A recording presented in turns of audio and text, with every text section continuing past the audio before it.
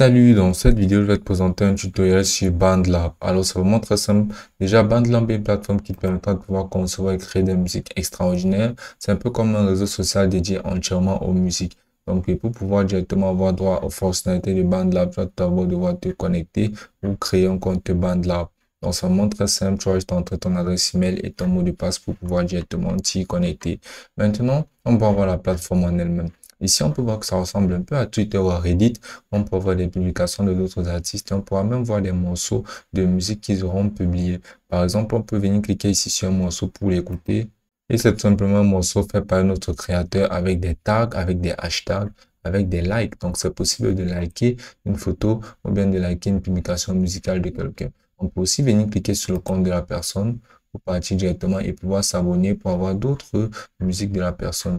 Ou bien, basiquement, pour avoir les notifications lorsque la personne suivra ou balancera des musiques. On peut venir cliquer ici sur musique et là on peut voir toute la collection musicale de la personne. On peut venir ici cliquer sur vidéo et on peut voir toutes les vidéos que la personne aura postées. On peut voir son nombre d'abonnés, on peut voir ses pièces à théâtre.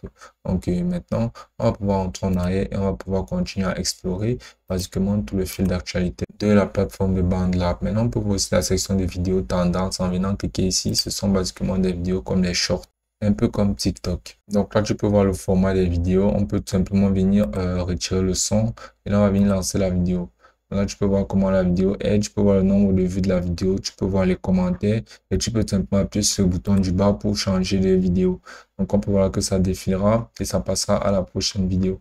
On peut voir les commentaires, on peut écrire des commentaires en venant cliquer ici et en écrivant basiquement le commentaire. On peut suivre directement les personnes et on peut accéder à leur profil directement en cliquant ici. Donc, c'est basiquement réellement comme un réseau social et on pourra basiquement l'utiliser comme tout autre réseau social. Maintenant, on peut aussi voir ici la section de musique. On va cliquer sur musique et ici, ça nous proposera directement uniquement des musiques qui traînent et des nouveaux artistes actuels. On peut voir la section de vidéos que ça nous propose uniquement des vidéos de d'autres auteurs et d'autres personnes directement qui utilisent l'application. Donc ici, on peut voir la section de communauté, articles aimés, albums aimés et liste de lecture qu'on aura créé nous-mêmes à partir de bases de données qu'on insérera sur notre navigation. Maintenant, on peut venir ici cliquer sur créer pour nous-mêmes créer notre musique. Et pour la créer, basiquement, on aura deux options. On peut voir un nouveau projet. Pour un nouveau projet à vide, on peut voir le Song Starter, qui est une outil d'intelligence artificielle qui nous permettra de pouvoir créer de la musique nous-mêmes.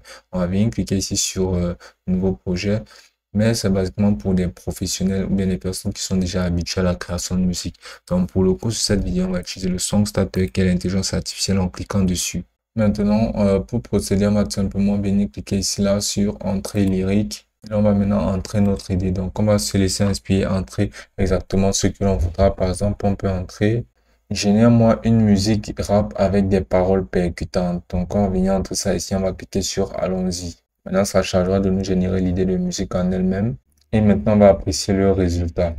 Comme on peut voir, c'est assez pas mal, ça produit juste le beat, mais c'est pas grave. On pourra maintenant venir passer à la suite en venant cliquer sur montage en studio. Là, ça collera directement la musique qui a été générée sur le studio, comme on peut le voir là, en rajoutant absolument tous les détails pour faire en sorte que ce soit personnalisable du début à la fin.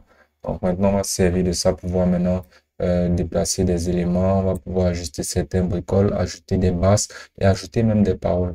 Pour ajouter des paroles, on va tout simplement venir scroller ici. On va venir cliquer ici sur ajouter une piste en haut à gauche. Maintenant, on va venir cliquer ici là sur voix et audio.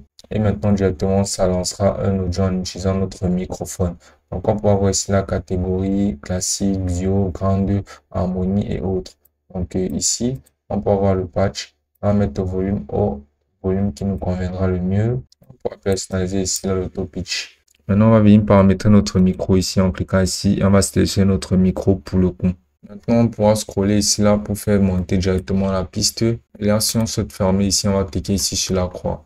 Maintenant, on pourra basiquement couper des éléments, on pourra ajouter des éléments, on pourra toujours venir cliquer sur ajouter une piste, on pourra venir cliquer sur instrument virtuel. Maintenant, on pourra par exemple jouer du piano et ajouter basiquement les notes directement sur notre piste. Donc, c'est un peu fabuleux. On pourra utiliser d'autres instruments, toujours en cliquant sur ajouter une piste et en cliquant toujours sur, par exemple, des instruments tels que guitare, pour nous permettre de pouvoir ajouter des effets en cliquant ici.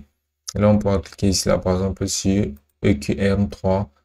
Et on pourra maintenant l'ajouter tout simplement en personnalisant ces barres de EDMC.